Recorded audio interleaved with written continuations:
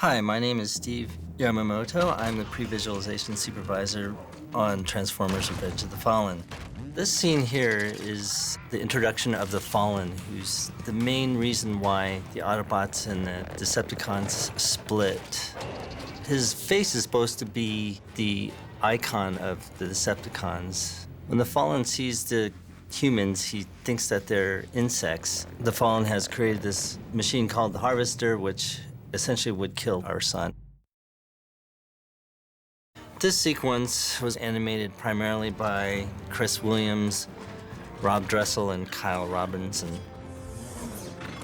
We created about 55 minutes of material for about 50 separate sequences.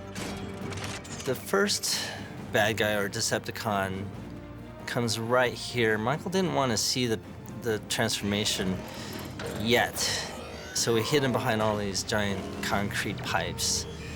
And then all war breaks loose here.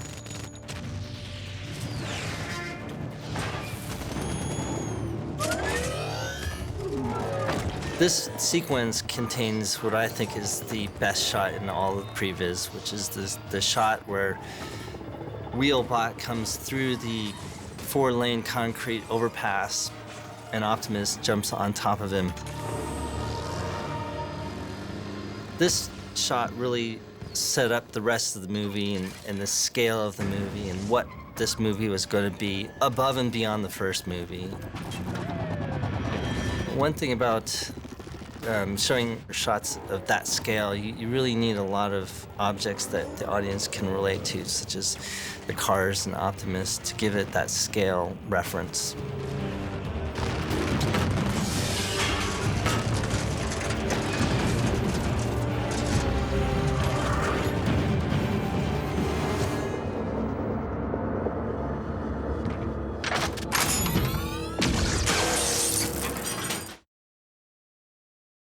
From the very beginning, Michael wanted to introduce a bunch of different robots with a lot of different capabilities and styles and forms to them. This one was unique in that we had these motorcycle girls as one-legged characters, much like inline skaters or skateboarders. This character, I like the way he transforms because it's very smooth. This combination motorcycle never made it into the movie.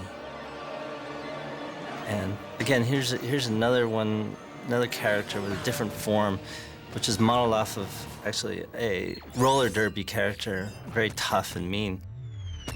This action here where he jumps over and throws the blade and splits the car in half was done by an ILM animator as a test originally. This sequence is an example of what I call one of Michael's signature shots.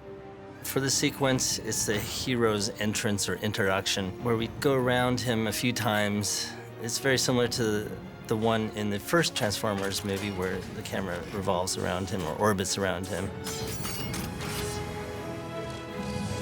I think in this case, we should have cut right about here because you can never actually shoot that shot.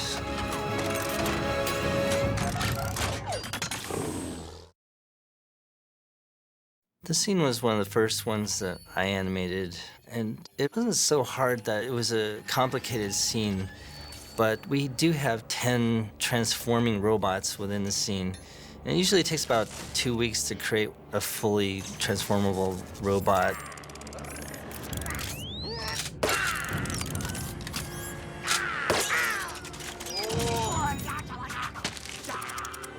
There are a couple of cases where you'll see where we faked it, like that guy who was the disposal. You don't see him transform.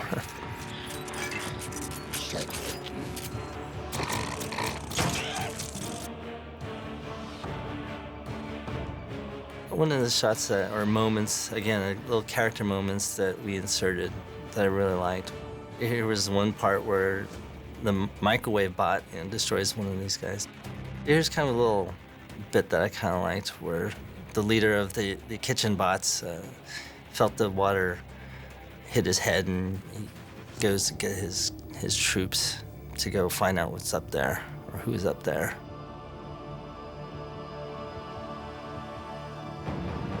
The other thing that kind of made this really challenging is that since it was one of the first scenes that we had animated to, we didn't have any designs from the art department of the characters, so we had to build them all ourselves.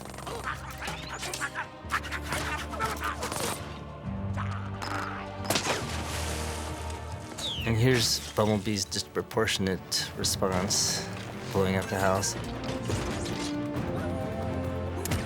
Another little character bit of animation that I liked in this scene was right here where Bumblebee thinks he has done a really good job in killing all the Decepticons, but he's being reprimanded and like a kid who feels a little misunderstood, kind of walks away dejectedly.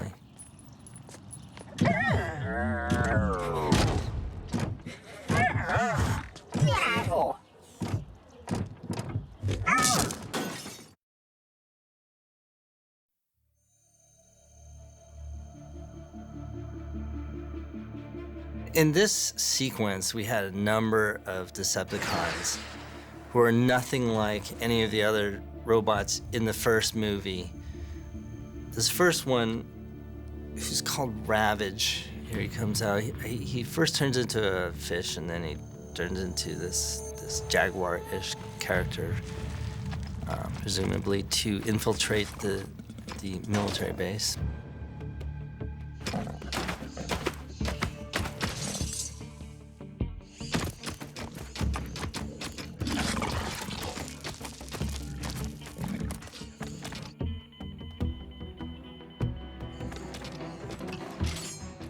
And then we have these microbots, or what we call ball bots or sphere bots, which basically look like a lot of little BBs or ball bearings. And that's how they infiltrate into the vault itself through the electronics and ventilation conduits. This is one of my favorite shots in the movie. It was also one of our most technically difficult shots. My animator, Chris Williams, animated all those little BBs or spheres, and then started this whole process, which is where the ball bots create this really, really, really thin character whom we called the reed bot or thin man. And the whole premise of this character was that he was so thin that he could hide in plain sight by simply lining himself up to you. We tried to show that his ability to do that by revolving around and around and around him. And my animator, Rob Dressel, did this scene.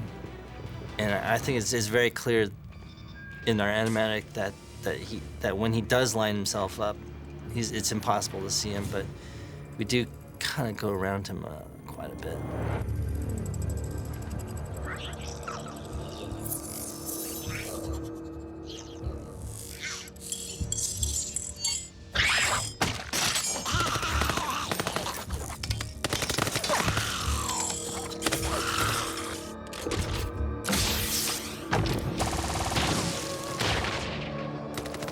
Here's the Docbot at the bottom and he finds the shard there. Hope it's clear that that's the same Dr. Bot that basically examines Sam later in the movie.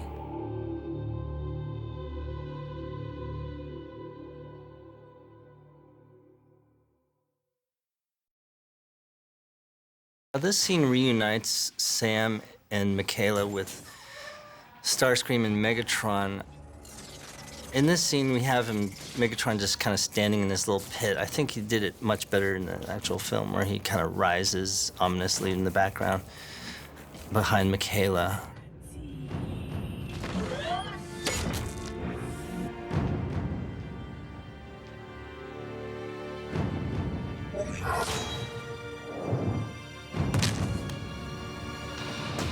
At the time, we called him the Dr. Bot or Docbot. He's one of my favorites. Michael wanted this character to have a lot of expression, especially in his hands here. So he had this little kind of evil rubbing of his hands and kind of He'd snap his fingers to get people's attention and command them that way. So we took a little more time with the animation of this character, and I think it paid off for us. One of the things that's kind of interesting about this is that since the character is so small, about 1.5 feet in size, our cameras are really tight here for most of the scene, which is actually great because it's similar to Sam's perspective of this DocBot examining his head. Just as important, especially in this movie, is that it allowed the director, the actors, and the camera crew something to reference while shooting the film, because the characters weren't there during the shooting. It was all going to be put in later in visual effects.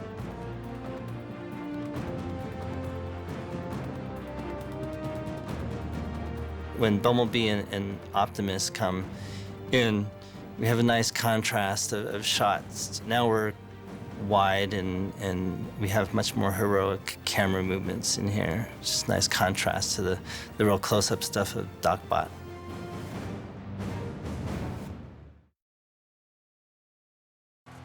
This scene is what we call the forest fight, or the fight between Optimus and Megatron. And I know it was something that a lot of the fans wanted to see in this movie after the first one, was just an all-out head-to-head battle between Optimus and Megatron. And from what I heard, a lot of people wanted to see Optimus Prime just kick some butt. And I think in the movie, he does. Early on, we were trying to find a good fighting style for Optimus, and some of this feels a little stylized because we had referenced a lot of anime fight sequences when we started out.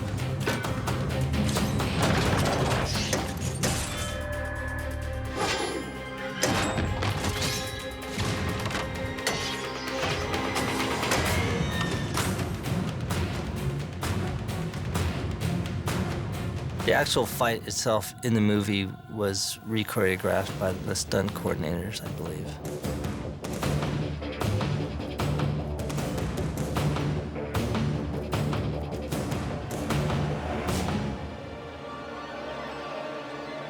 For obvious reasons, which you'll see right here, we didn't distribute this animatic to anybody, I think, really. But for those who Michael showed it to, especially early on, it left the room just completely silent. Everyone was shocked what we had done, and that's where I knew that the story and what Michael and what we were doing was working.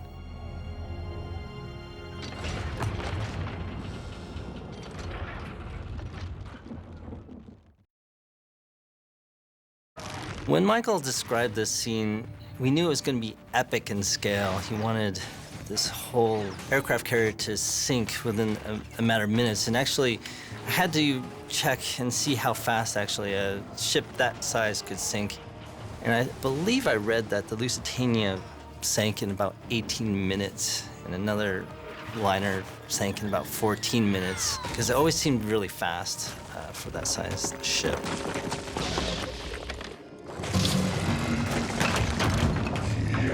One of the things that we knew this scene was about this, not only the Decepticons returning to Earth, but also killing thousands and thousands of humans and American sailors. So our camera movements were a little more somber, a little more restrained, rather than kind of a little more spectacular. This little wheel bot, or his RC truck robot, his voice is actually, I believe, Russian, played in reverse and sped up. It made it a more comedic character, a little more vulnerable. This SR-71, which turns into Jetfire, was one of the hardest characters to model and to rig up. One of my modelers, Candida Nunez, came in for weeks, and it just was wearing down on her because it was so hard to rig up and develop. And it was actually one of the first things I gave her, assignment-wise. And we had to assure that creating these Transformer characters, even in previs, was the hardest stuff I've ever had to do in CG. Pre-visualization artists are highly specialized. They need to have a lot of experience in just about every aspect of the filmmaking process. Again, here's a little bit of a character moment that Michael wanted in this movie as opposed to the first movie where it was more about the action and straight up fighting. We had inserted a lot of these little bits, pieces, like when he's trying to transform and his leg doesn't go all the way, and when he drops his missiles and he tries to bend down and he tries to grab for him, but his back is giving out on him. So that was one of the more fun parts.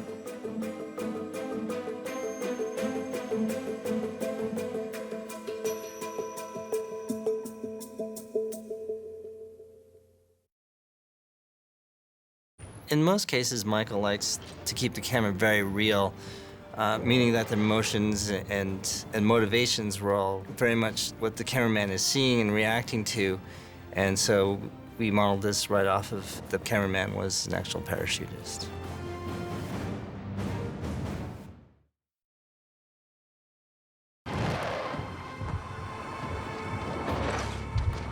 Michael wanted to shoot this all in one shot.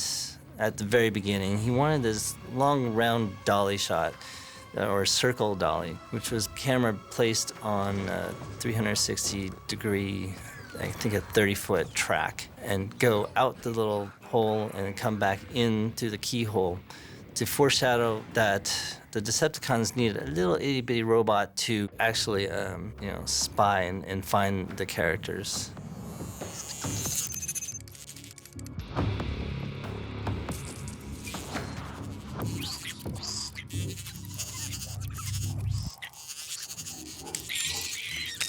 And here we have a little more of your typical Michael Bay destruction action going on.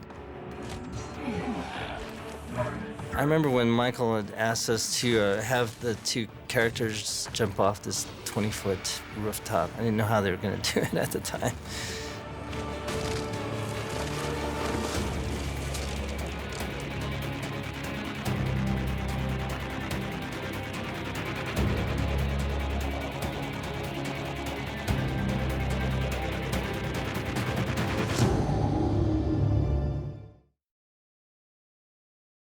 Michael came into our work area, our office, and showed us a picture of Devastator, who is a combination or a Constructicon built up of about 6 or 7 large-scale construction vehicles.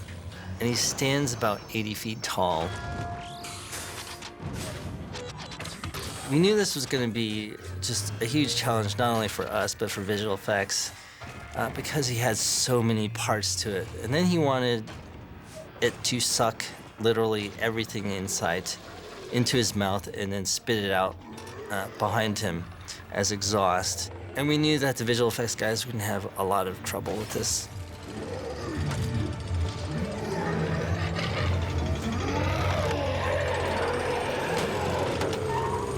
Later on, he came in and said he wanted to shoot it in IMAX, and I don't know how they did it, but they did a great job with that.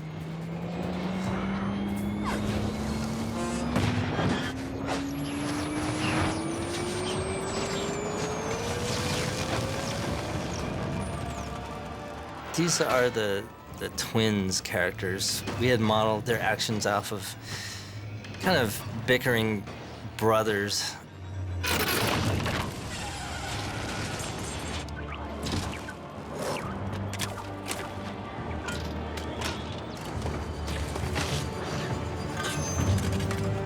My animator, Rob Dressel, animated this scene where one of the twins gets basically sucked into the head of Devastator, and his brother comes to save him, which I believe was very similar to how they actually shot it. Pre-visualization is the process of creating animated scenes like these, and essentially they're whiteboards or working previews of sequences or scenes in a movie. What it allows the director to do is to explore, experiment, and really develop his visual structure and visual style for the film.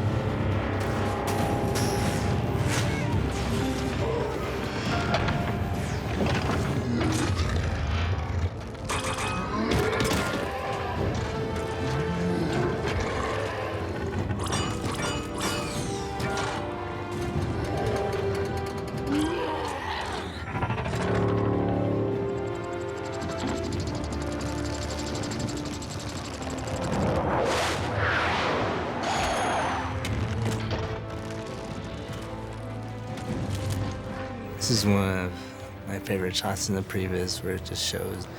Again, it's one of those hero shots where we're going around and around the character, but it's the bad guy's moment. And I think it's here where you see the Simmons character, right underneath the Devastator. And my animator, Mary Manning, did that shot.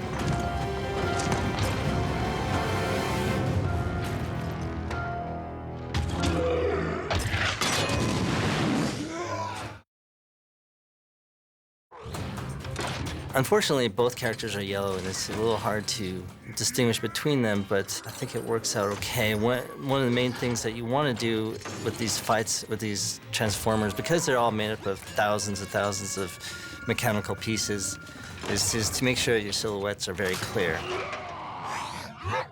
One of the things that Michael really liked about the ILM animator's test was the shot of Bumblebee kind of putting on his helmet or his shield to show that he's ready to take care of business.